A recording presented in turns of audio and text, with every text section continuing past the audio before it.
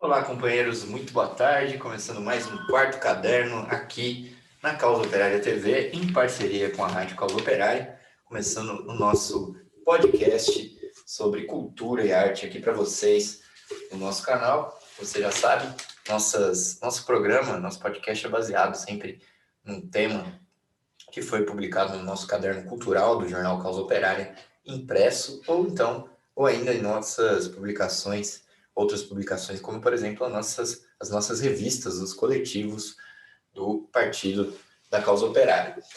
A edição o nosso caderno de cultural de hoje, ele é a segunda parte do caderno sobre o Victor Brecheret, que foi publicado na edição 686 do jornal Causa Operária, de 14 a 20 de abril de 2012. Então, eu sou Henrique Arias e nós vamos começar mais esse quarto caderno, continuando aqui o nosso tema sobre um dos maiores escultores, né, brasileiros, Victor Brecheret. Bom, derrotados na batalha do Monumento do Centenário, passam-se alguns meses até os modernistas tomarem uma nova iniciativa em defesa da arte de Brecheret.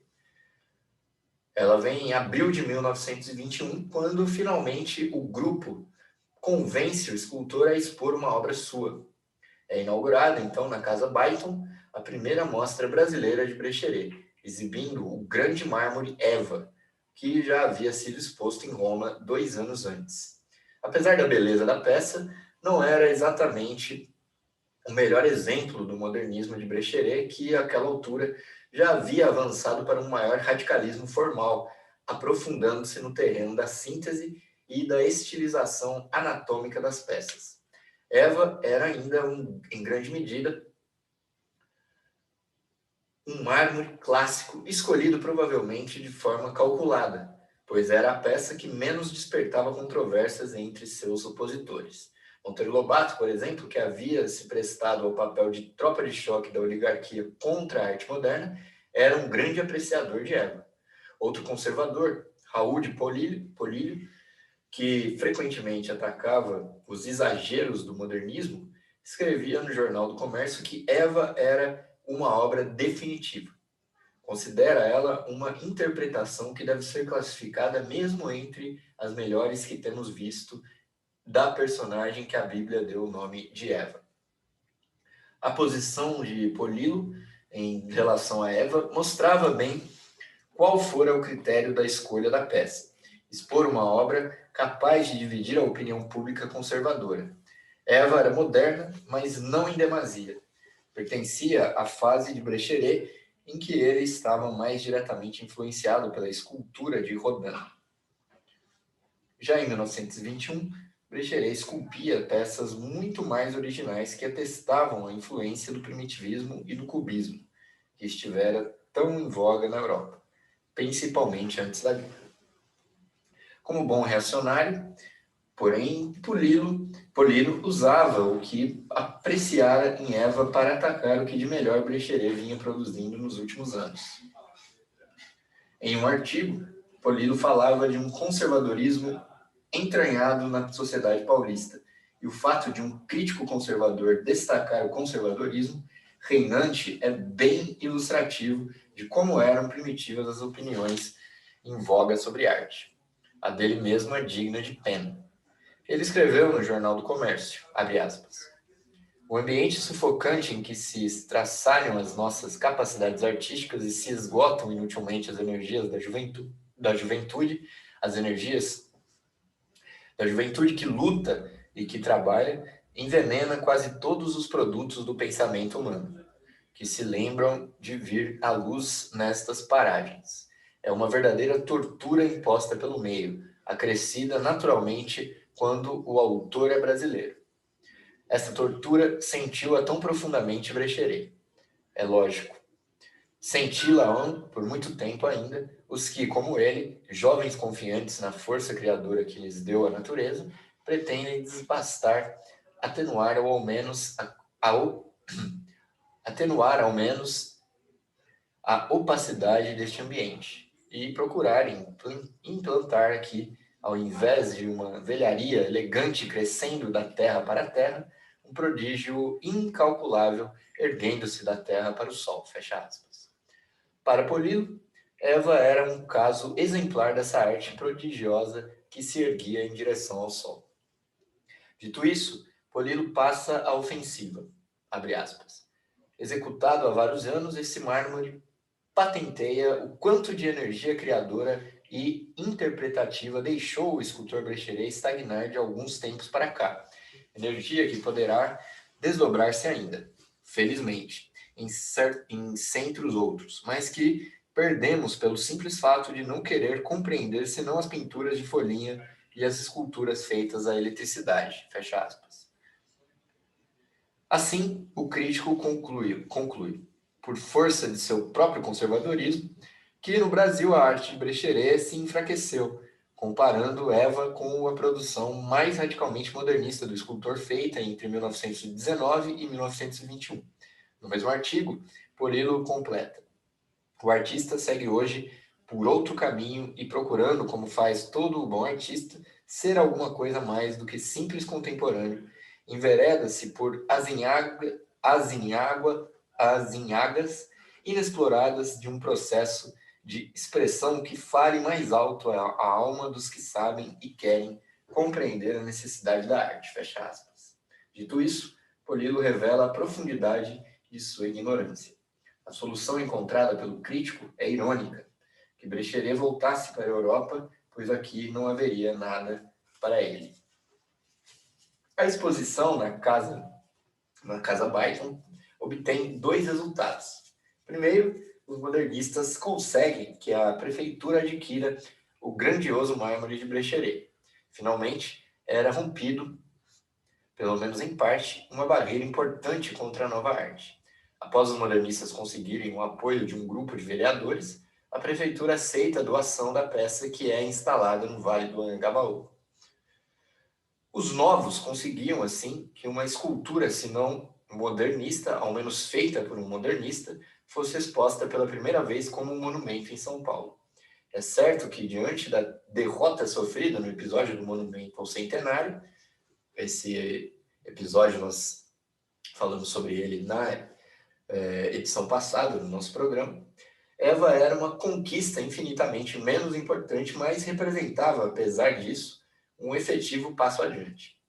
Mais tarde, Menotti Del Pitta comentaria que, quando instalada a obra no Anhangabaú, os pobres de espírito e os broncos iniciaram uma campanha contra a escultura, criticando justamente suas qualidades e apontando 1000 defeitos na obra maravilhosa. Del Pitta, em artigo, afirmava abertamente, abre aspas, hoje temos a nossa arte, vida melhor. É justo que com orgulho a projetamos, fecha aspas. Abre aspas novamente, vou mais longe. Na história de nossa municipalidade, ficaria fixado como o ponto de partida, a vitória integral da grande arte entre nós, fecha aspas. O segundo resultado da exposição na Casa Buyton é mais ambíguo. Apesar de ter sido encarado pelos modernistas e também pelo próprio Brecheret como uma vitória, essa ideia contraria os fatos. O que ocorreu é que, inesperadamente, o governo de São Paulo concedeu a Brecheret uma mesada visando sustentar os estudos do artista na Europa, ao que ele assentiu satisfeito. Poucos meses mais tarde, o escultor embarcava em Santos com destino a Paris. Tudo pareceria uma grande conquista, caso o embarque do escultor não representasse um desfalque importante do grupo modernista em São Paulo. Os modernos acreditavam, porém, que caso Brecheret triunfasse em Paris, em São Paulo todas as portas estariam abertas para a nova arte. Mas, desse modo, Brecheret, que fora tornado o principal estandarte do modernismo paulista, abandonava a frente de batalha para aperfeiçoar seus conhecimentos no berço da arte moderna. Os que ficavam para trás perdiam uma importante arma na guerra contra a oligarquia, ainda que a própria viagem pudesse render novos frutos. O mais provável é que tenha havido um consentimento no interior do governo de que a agitação que se criara em torno de Brecheret era nociva e representava um perigo. No intervalo de pouco mais de um ano, os modernistas conseguiram ser nomeados para uma comissão governamental. quase fizeram ser aprovado que um importantíssimo monumento nacional fosse feito por um futurista, entre aspas, e conseguiram que, mesmo irrealizado o monumento, a maquete fosse aceita pelo acervo da Pinacoteca Municipal. Pouco depois, os modernistas tinham uma escultura exposta em uma das regiões mais nobres de São Paulo, o Vale do Anhangabaú. O rápido avanço dos modernistas no interior das instituições representava um perigo de fato, a integridade das ideias artísticas oficiais e ameaçava abrir uma fissura no sistema ditatorial vigente que atuava como um censor. O governo de Arthur Bernardes, eleito em 22, seria um dos mais repressivos de toda a história da Primeira República e se confrontaria imediatamente com a Revolução de 1924, estendendo a crise a todo o país. O desterro de Brecheret, patrocinado pelo Pensionato Artístico do Estado de São Paulo, servia, portanto, mais aos propósitos da oligarquia do que aos do modernismo, uma situação de que talvez nem os próprios modernistas tivessem se dado conta. Em um artigo, Menotti Del Pitta escrevia que finalmente Brecheret seguira o conselho incansavelmente repetido por Monteiro Lobato para que deixasse de agir como um todo e tomasse uma decisão acertada. Abre aspas. Tomar um vapor para Paris, fecha aspas. Foi o que fez o escultor em junho de 1921. Afora o enfraquecimento da iniciativa modernista, o envio de Brecheret à Europa poderia servir ao governo brasileiro de outra maneira. Esmorecer o processo de radicalização do artista, vinculá-lo às instituições oficiais francesas e torná-lo, por fim, um talento domesticado inofensivo, um conservador que, com sorte, talvez, pudesse ser usado para engrandecimento da pátria. E, em parte, isso ocorreu, expresso principalmente no fato de ele ter sido nomeado Cavaleiro da Legião de Honra pelo governo francês.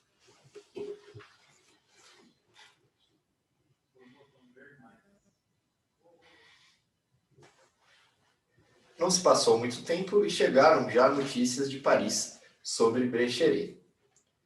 Em apenas 3 meses, ele esculpira uma seção do grupo Templo da Minha Raça e a expôs no tradicional salão de outono. Hélios, no artigo, abre aspas, a vitória de um patrício, fecha aspas, noticiava a novidade que, para os modernistas, representava um triunfo contra o espírito conservador paulista e, mais ainda, confirmava a convicção que já possuía cada um dos jovens modernistas de que eles próprios representavam o futuro. O colunista escrevia, abre aspas, 4.000 artistas dos 4 pontos cardeais do globo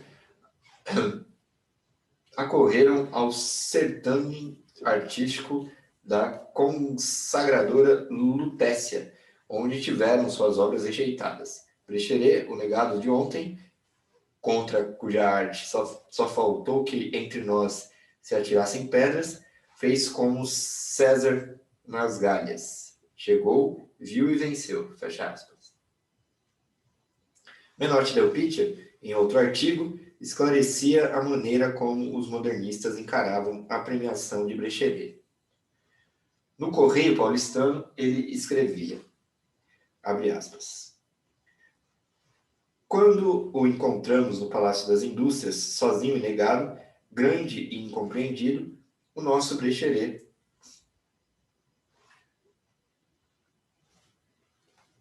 grande e incompreendido, o nosso grito de acolhida ressoou por aí, entre os megatérios da estética, como um brado cabotino. A consagração de Paris, porém, foi a pedra de toque de sinceridade da nossa admiração e de espontaneidade de nosso gesto. O batismo da glória imparcial, estrangeiro, foi a sentença que deu ganho de causa à corte futurista de São Paulo. Fecha aspas.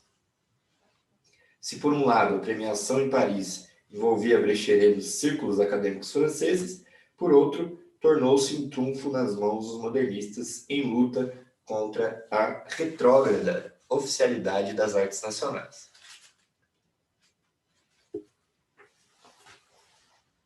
Em outro artigo, bastante importante, Menotti Del Pitta debochadamente esfregava o prêmio de Brecheret na cara dos conservadores. Ele escrevia: essa vitória dá o que pensar, pelo menos dá que pensar nisso. Primeiro, que há muitos cérebros atrasados entre nós, segundo, que esses cérebros representam a maioria. Terceiro, que em matéria de arte estamos no período da pedra lascada. Quarto, que há um pequeno grupo, o tal caluniado grupo futurista, que parece enxergar mais que os outros. Quinto, que o nosso governo, sem pertencer a esse grupo, sabe fazer justiça aos artistas de valor. No momento, porém, em que Brecheret recebia os louros da academia na capital francesa, em São Paulo, o grupo de renovadores estava novamente envolvido em acaloradas polêmicas contra os jornalistas da direita. Em julho, Oswald de Andrade publicara o artigo que deflagrou o incêndio, o texto Meu Poeta Futurista, publicado no Jornal do Comércio. Ao associar um amigo,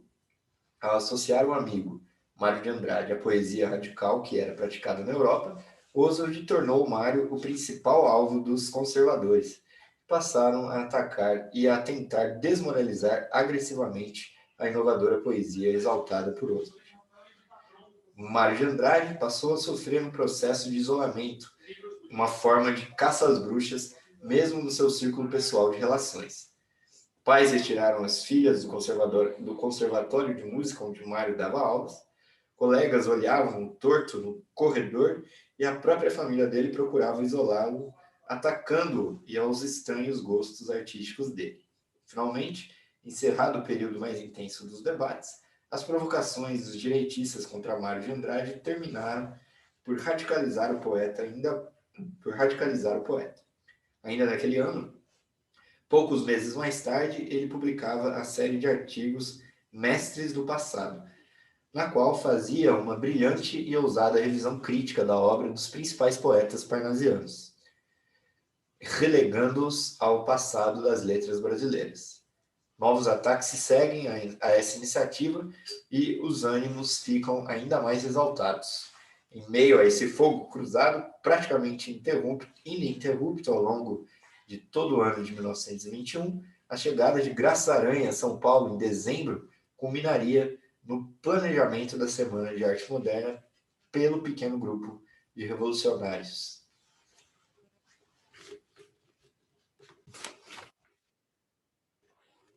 Antes de partir para a Europa, Brecheret deixou com seus colegas paulistas um grupo de 12 esculturas que seriam expostas em uma mostra modernista que o grupo pretendia realizar. Cuidadosamente guardadas, elas seriam expostas ao público pela primeira vez apenas em 1922, durante a Semana de Arte Moderna. No dia 13, inauguravam-se os eventos no Teatro Municipal.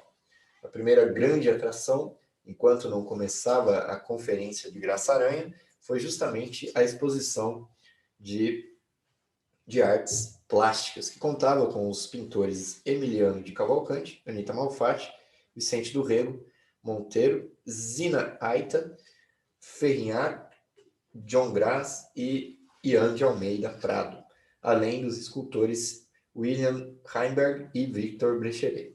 Entre todos esses nomes, o carro-chefe da exposição no Municipal eram as 20 telas da já famosa ou má afamada Anita Malfatti, as 12 pinturas de Cavalcanti e as 12 esculturas de Brecheret.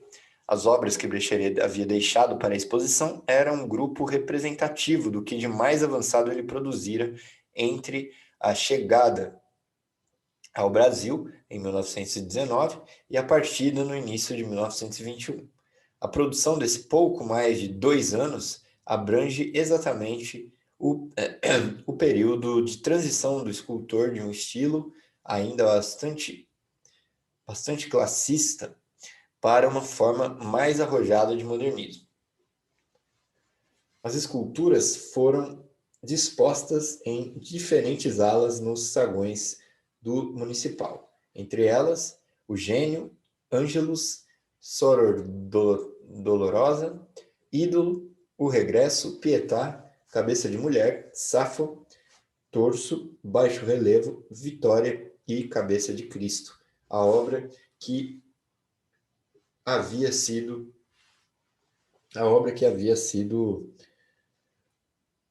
adquirida por Mário de Andrade.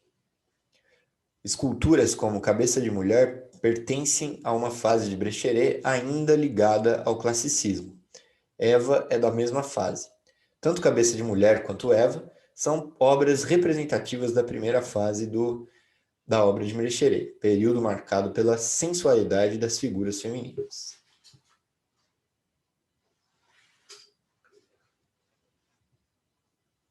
Ídolo é uma peça que, como Eva, dá ênfase ao movimento da figura, mas já se distingue uma nova fase do escultor em que ele gradualmente abandona o classicismo das peças anteriores e evolui para um tipo de escultura expressionista, emocionalmente mais carregada. É também dessa fase o famoso busto, Daisy, representação de Miss Ciclone, ou Ciclone, como pronuncia o círculo de artistas, seus amigos, então companheira de Oswald de Andrade. A principal característica da obra desse período, presente tanto em Ídolo quanto em Daisy, é o tratamento singular do modelado, representando a musculatura e os nervos das figuras tensos, rígidos, que intensificam o poder emocional das peças. Até essa fase, a representação do movimento com gestos naturalistas ainda está presente, mas Brecheret abandonaria quase que completamente essa intenção em suas fases seguintes. Essa mudança é vista muito claramente ao se comparar a maquete original do Monumento às Bandeiras, entregue em 1920 à Pinacoteca, com a versão final do projeto esculpido diante do Parque do Ibirapuera na década seguinte. Enquanto a primeira versão da obra dá uma grande ênfase ao movimento, ao gesto dos homens e cavalos da expedição que avançam, a versão final estilizaria todos os gestos. Apesar de a obra manter a intenção original de representar uma excursão em movimento, avançando o Brasil adentro, todos os gestos são excessivamente rígidos, artificiais, os rostos também inexpressivos, distantes, remetendo nitidamente à estatuária do Egito e da Grécia Antiga, que influenciaram muitas obras de Brecheret nesse período. As asas da Vitória, também exposta no Municipal, por exemplo, tem também uma clara estilização inspirada na escultura grega da Antiguidade. A obra Pietà, por sua vez, corresponde a uma nova, mas mantém o radicalismo das estilizações que distinguiriam a fase seguinte. Cabeça de Cristo é uma escultura mais famosa dessa fase.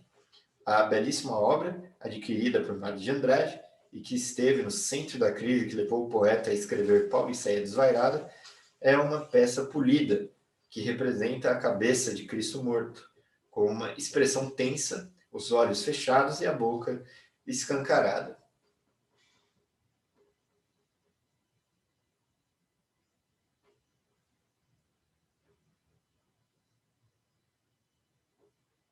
A cabeça está levemente pendida para frente, o que sugere o momento da crucificação. As críticas que foram lançadas contra a obra se devem ao radicalismo formal dela e à interpretação pessoal de Brecheret sobre o tema. Cristo é mostrado com o pescoço alongado. O cabelo dele curto na parte de trás e é comprido nas laterais. E aparece amarrado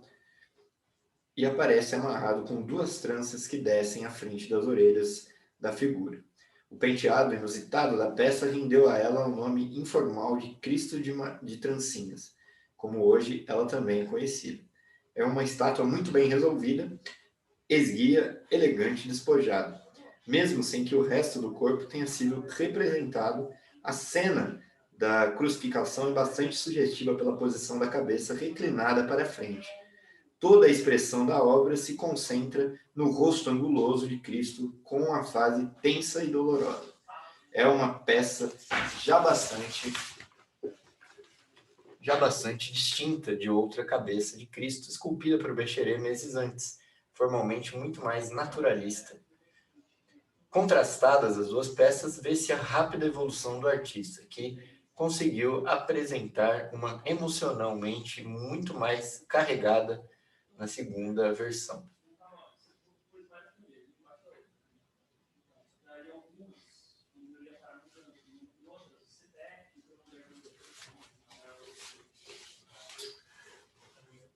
Seguindo a evolução da obra de Brecheret, entre 1919 e 1921, Cabeça de Cristo é representativa da fase mais avançada do escultor nessa temporada no Brasil.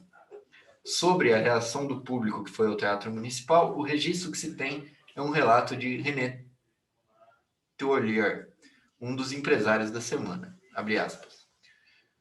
No saguão do teatro, onde fora instalada a exposição de quadros e escultura, não havia quem se não deixasse tomar de pavor e êxtase ao defrontar com os horrores épicos da senhorita Anita Malfatti.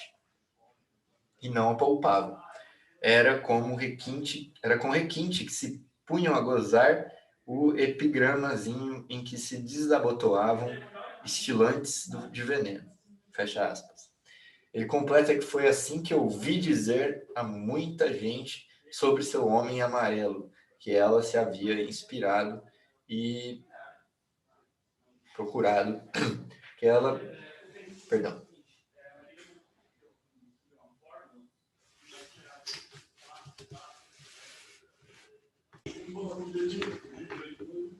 Ele completa que foi assim que ouviu dizer a muita gente sobre seu homem amarelo, que ela se havia inspirado na clínica dos irmãos Revoredo, onde pela manhã, num assalto de enjoo, em lamentável postura, de cabeça pendida, agoniados de suores frios, se veem dúzias de indivíduos a babarem por um canudo, enquanto se lhes vai procedendo a lavagem do estômago.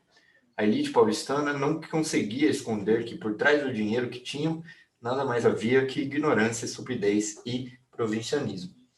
Ontem como hoje. Além de Malfatti, o alvo favorito dos conservadores foi também a obra de Brecheret.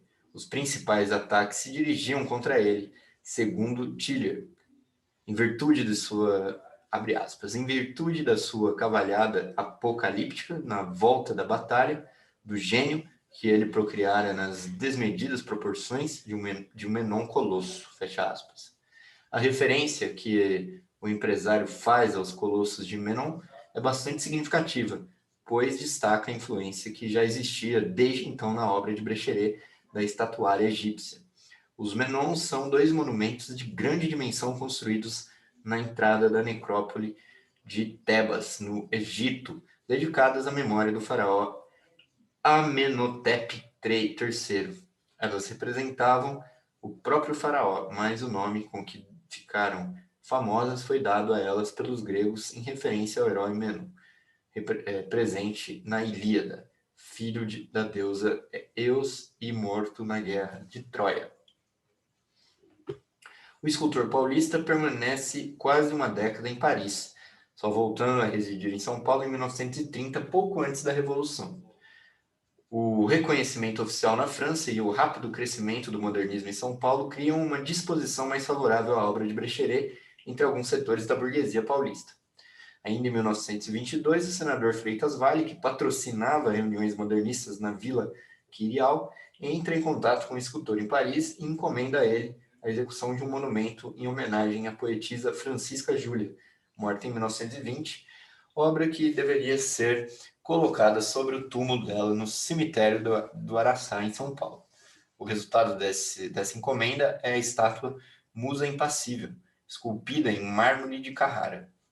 A escultura reflete bem o sentido que tomava a obra do escultor até essa data. Ela apresenta uma figura feminina de pé, bem proporcionada.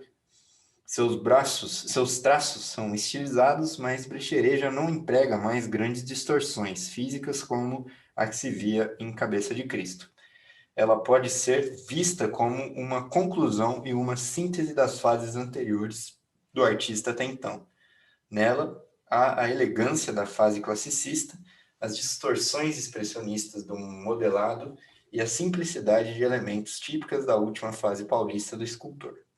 Musa impassível mantém os braços baixos e os olhos fechados.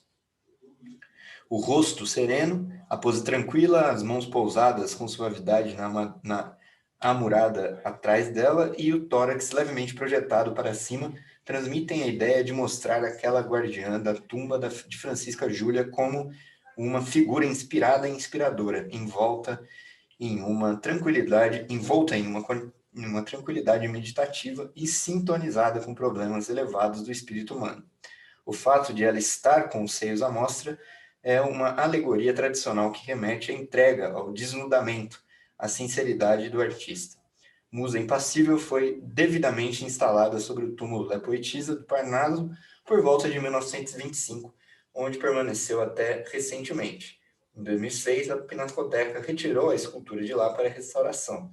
A estátua estava bastante deteriorada devido à ação do tempo e ela acabou instalada em caráter permanente no prédio da Pinacoteca, onde permanece. No túmulo de Francisca Júlia foi colocada uma réplica de bronze da estátua. Entre 1921 e 1925, Brecheret participa de diferentes exposições acadêmicas no Salon Autonome. Após a premiação em 1921, ele é premiado também em 1923 por um novo monumento mortuário, Sepultamento.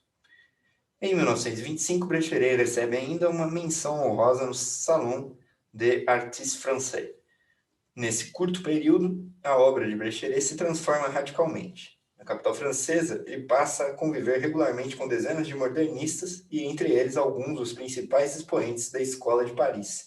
Escultores como Constantin Brancusi, pintores como Pablo Picasso e Fernando Legge, ou compositores como Erik Satie e Igor Stravinsky. No primeiro ano e meio que vive lá, Brecheret convivia também regularmente com a jovem paulista Tarsila do Amaral, que ainda não estava firmemente ligada à pintura modernista e apenas dava os primeiros passos em direção à nova pintura. Em julho de 1922, porém, Tarsila retornou ao Brasil, onde iria reforçar as fileiras do modernismo paulista.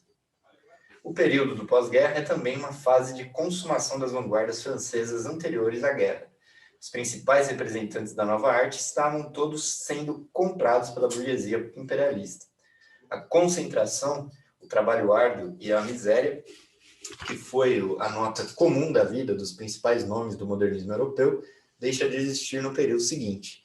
No início da década de 20, tais artistas viviam já entre a burguesia, ganhavam altas somas com dinheiro vindo da venda das pinturas, que atingiam também valores elevados nos leilões comprados por banqueiros industriais e especuladores. Muitos artistas tornaram-se milionários, como foi o caso de Picasso. Vivia-se agora também sempre entre festas e barulhentas reuniões sociais. As obras criadas aí, por sua vez, refletiam também esse acomodamento. Tais criações se tornaram, em grande medida, mais exercícios virtuosísticos do que obras verdadeiramente desbravadoras. Brecheret viveu algum tempo nesses meios, mas logo se sentiu perturbado pelo excesso de dispersão prejudicial para o seu trabalho e suas buscas. Ainda naquele momento, o escultor perseguia uma forma ideal de expressão.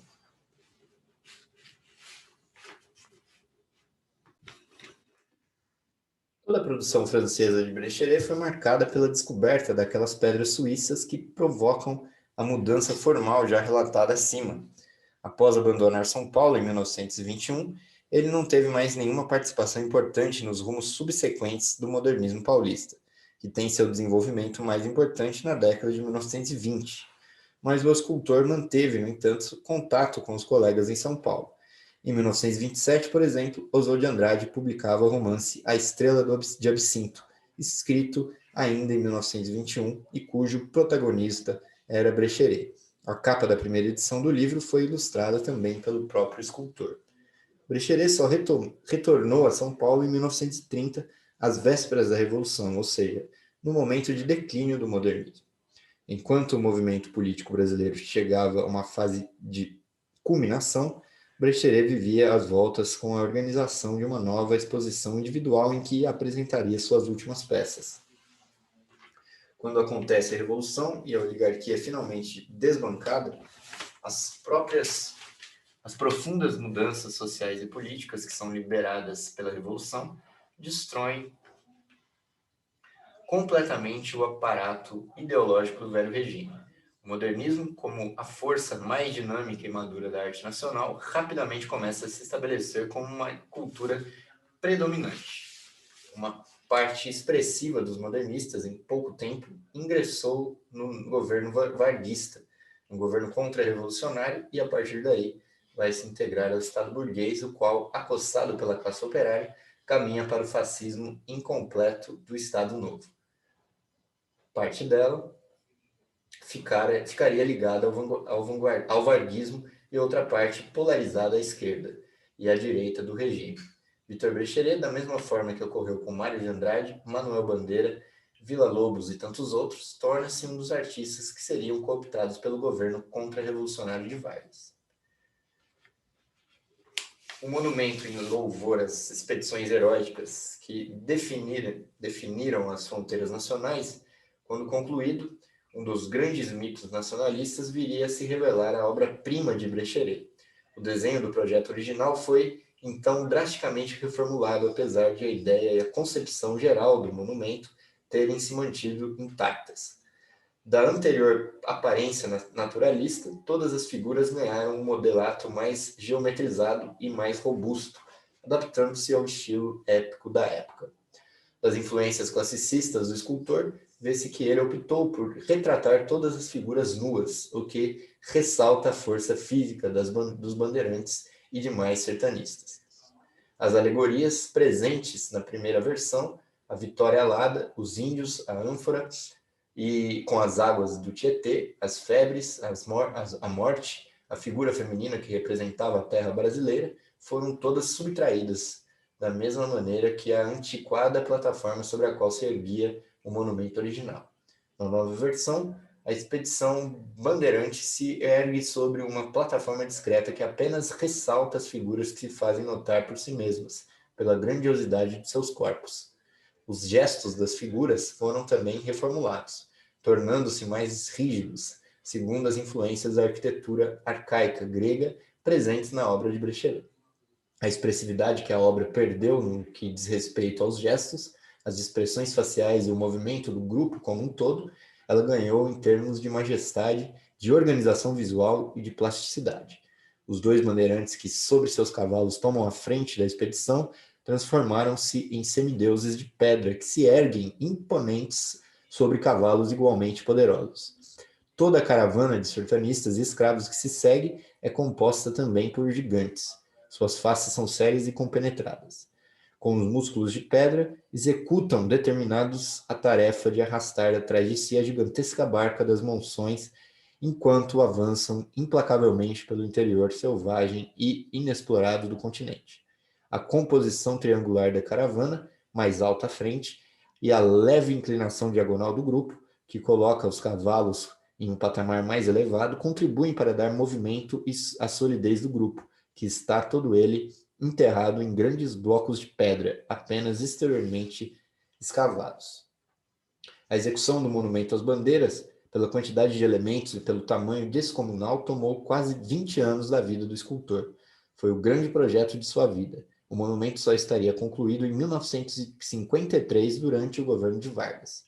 Brecheret não trabalhou, porém, exclusivamente no monumento bandeirante durante aquele período.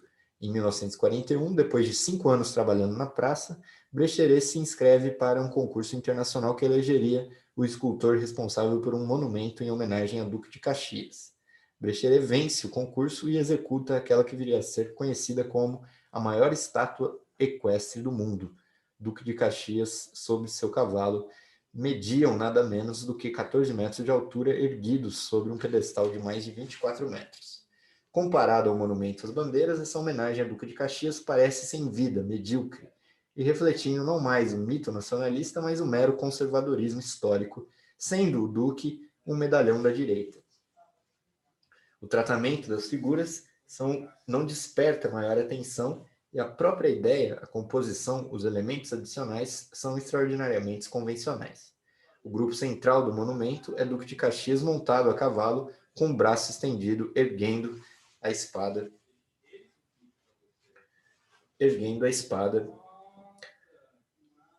Esse monumento revelava que o escultor já perdera muito da criatividade que caracterizou sua obra da década de 20.